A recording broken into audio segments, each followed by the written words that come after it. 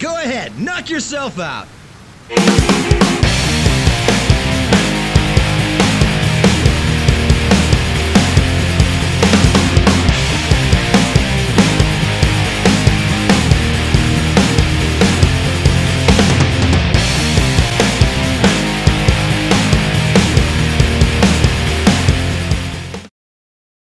Yo, what is up guys, X-Edge here, and yeah, just here to tell another story about some of my many adventures that's probably going to be happening with DOA. So from the last story that I mentioned about my first tournament experience, I mentioned about trying to find like a DOA community to be a part of.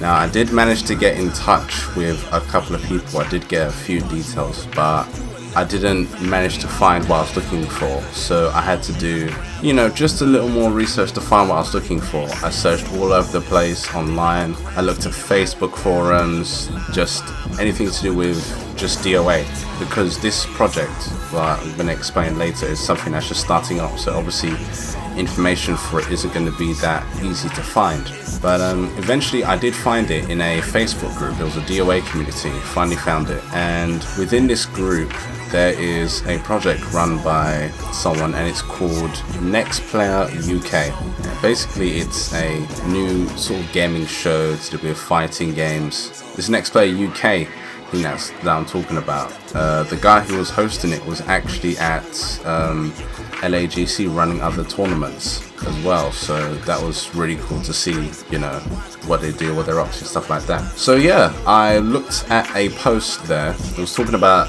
a session that's going to be happening on the 2nd of August on the Sunday.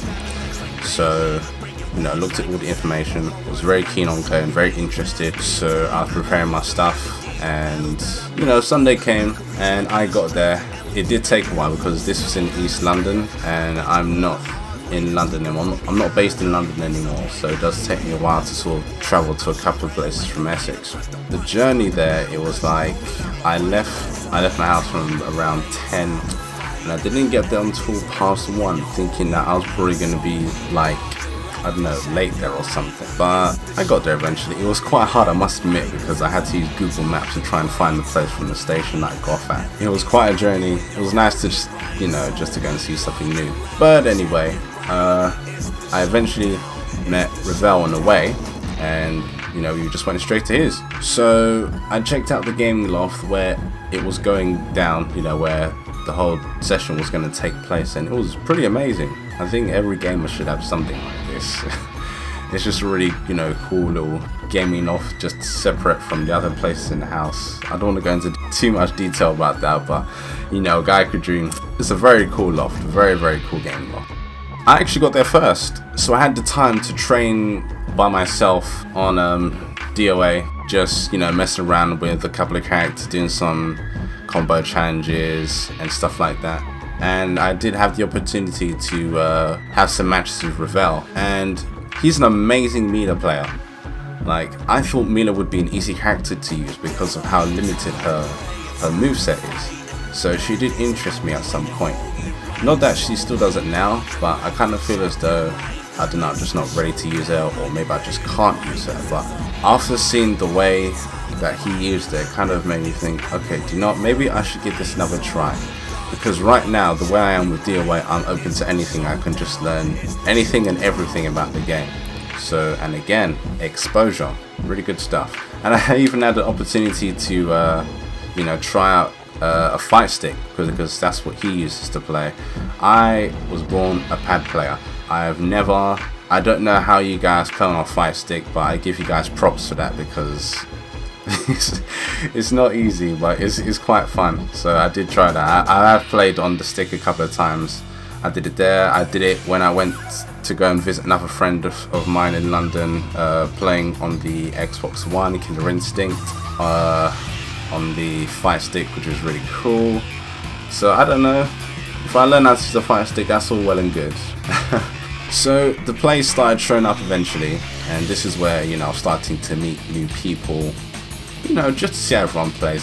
that was a time where I just met everyone and just took a step back, because I had my time to play. Now it was time to watch how everyone else, you know, see what was coming, see what I was, you know, working with at this session. And I must admit, the talent was absolutely amazing. I mean, it's pretty much, the talent is pretty much enough to practically cover the whole roster of DOA. That's how good everyone was on this game. I mean, we had a melee specialist, we had a Kasumi specialist, we had someone who uses, yeah, practically everyone. I can just throw names at you, and there was just that one person who knew how to use that player, and it was just really, really good. I mean, such a different feel, such a different vibe compared to, you know, a convention. You know, this one's actually a gaming session where gamers who actually do play DOA come together, not just a casual scene. And it was really good to see Kieran again. You know, seeing him was like seeing an old friend, and at the same time it was like, ah, this is the guy who beat me, I want to see how you do it, you know. Really good stuff, really good stuff. Good seeing him again. He hasn't lost any of his skills, he's still got game. That guy is just absolutely ridiculous for the characters that he uses. Good stuff. So Ravel did start recording. Yes, I will say that now. I can now say that what I'm talking about, I can back up now. I will post the link in the description. The whole session was recorded, so you guys can check that out if you want. So we started recording a session, and that's where things got really interesting. And as the session was progressing, I asked, you know, I just threw a lot of questions out because I want to learn about the game.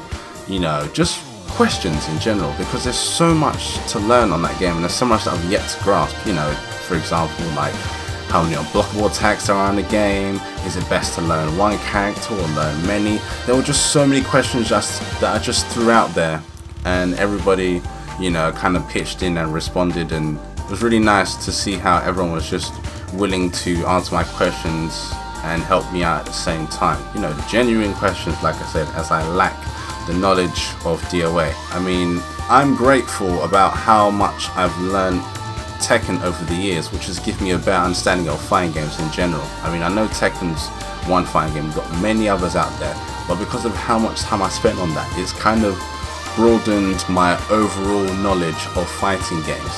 In fact, this might be stupid, but it's so true. If Tekken was a subject in school, I'd probably get like a degree or an A star. That's how silly, but you know, how very knowledgeable I am in that game, and I would like to do the same with DOA. So yeah, the sessions went on. I played a few matches with Ella. Now, she was the Kasumi specialist that I was telling you about before, and yeah, you guys will see the video, but just to cut the long story short, I did alright, but she bagged me overall. I think it was only her that I actually played that was recorded during the session. I did get to play a few other people, but that wasn't recorded at the time, so that was just kind of between us. But yeah, I had a really fun session, and I cannot wait for the next one. And I had so many ideas towards future sessions, like, you know, having online sessions where we'll just create an account, go online, and just see how we all together just try and beat people up. And just rank up. It'll be fun. It'll be fun. And you know, stuff like that, 5v5 battles where everyone just picks random and just slug it out. You know, things can only get bigger and better with time. And like I said, with an offline scene, it's really the people that make the scene. And these guys that I've sort of mixed with, that I've been playing with during that time, it just kind of makes you think, you know what? Like I said, I'm going to throw myself out there and just do what I can for this game. So as I said before, you know, there's going to be a next session. I believe that is going to be the 6th of September, this Sunday. So I will post the link in the description, and if any of you guys are interested in coming, that would be awesome. It'll be nice to, you know, meet more people, mingle with more people, and just, you know, just have a good time. So, you know, I've been trying to train towards the next session by picking up a new character, and I'm not sure if I actually made a good choice or not, because I chose Pi. The reason I chose her was because I know that during the session that we had, she wasn't picked once, and I just thought, okay, is it not that people don't like her, or that she's just not that popular? Because, I don't know, I think that's just something I like to do in general with games. Ones that I play sort of like the least of. Most of the games I play, you know, like Tekken and Street Fighter on the side, stuff like that, I have like my main characters.